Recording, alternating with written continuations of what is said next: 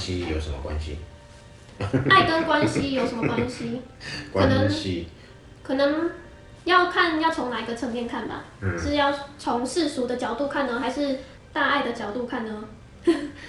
其实完全没办法从世俗的观点去看，因为爱就不在世俗里。对啊，那所以谈到爱关系，关系是可以世俗的，有世俗的关系，就是朋友啊关系啊、死党啊，什么都可以有不同的关系。那但是谈到爱，那就没办法有世俗性在里面。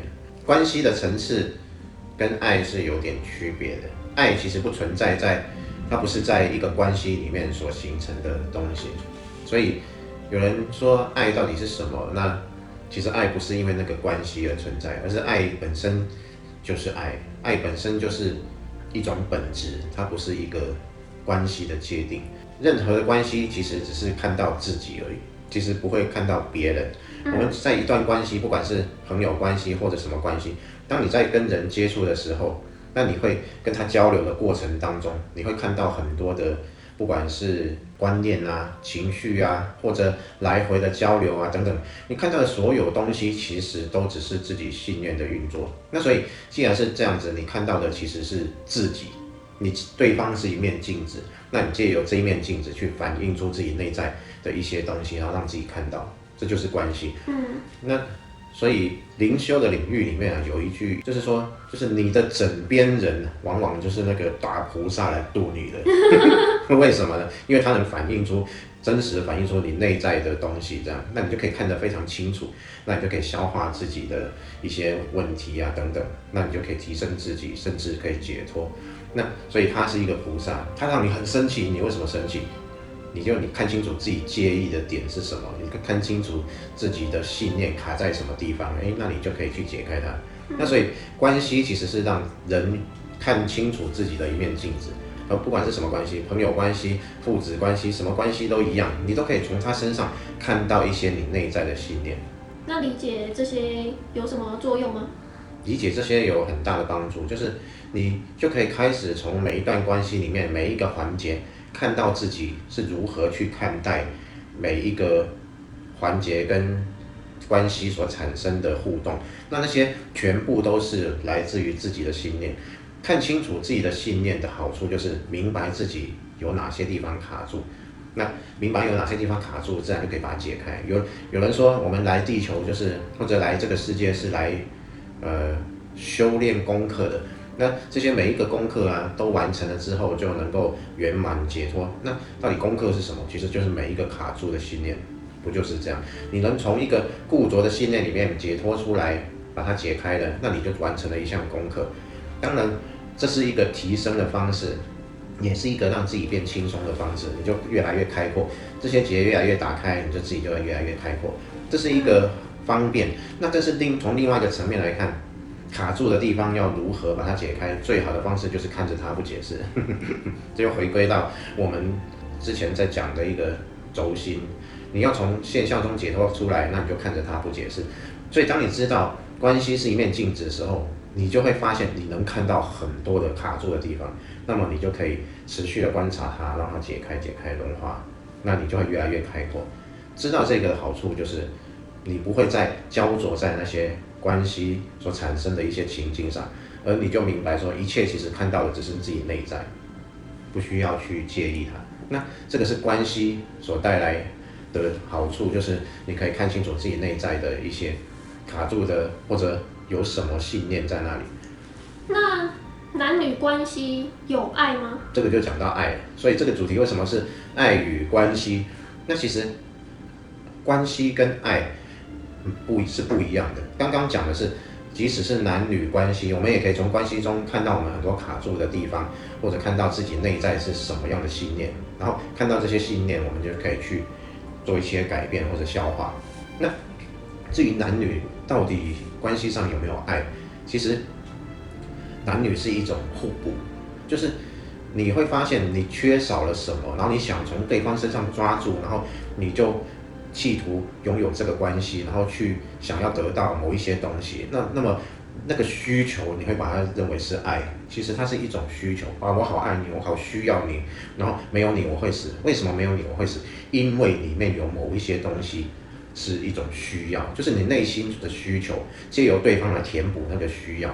那所以如果是这样的话，那它不就是一种欲望，一种需索，而不是爱？爱的定义应该不是这样的一个层面。所以当说我好爱你，然后没有你我会死或者什么，这些里面是不是带有许多其实是自己内心空虚需要填补的地方？这个自己就要去察觉。所以男女之间真的没有所谓的爱吗？有，当然有，跟万物都有，不限定于男女。为什么这么说呢？男女是一个阴阳互补的状态，所以当他处于一种和谐的运作的时候，阴补阳，阳补阴，而产生一个较为圆满的状态的时候，很自然而然会进入一种氛围。那种氛围就是没有时间性，没有个体性，就两个人在一起的时候感觉到很幸福。这时候什么都没有啊，就只有幸福存在。我看到对方的时候，我连自己是谁我都忘记，就没有任何的想法。你会把信念、个体性什么都丢掉了，然后连那个时间性也不存在，地点也不重要。没有地点，没有时间、空间等等，在那个氛围里面，什么都没有，就只有一种圆满幸福的感觉。这个就是爱啊。那爱是什么？其实就是那个一体性。所以真正的爱是那个一体性，而不是需要。当这个一体性产生的时候，在那个氛围下是存在爱的。那不是因为爱存在，而是你在那个当下，你回归到了你一体性的本质。所以那个爱是每一个人的本质，而不是去得到的东西，是借由对方而看到自己内在的这种圆满幸福的本质。那如果两个人都能够借由对方而看到自己这样内在幸福圆满的本质，那么这两个人在一起就很和谐，那么他们就是相爱的。所谓的相爱就是相互而印证了自己就是那个爱的本身，叫相爱。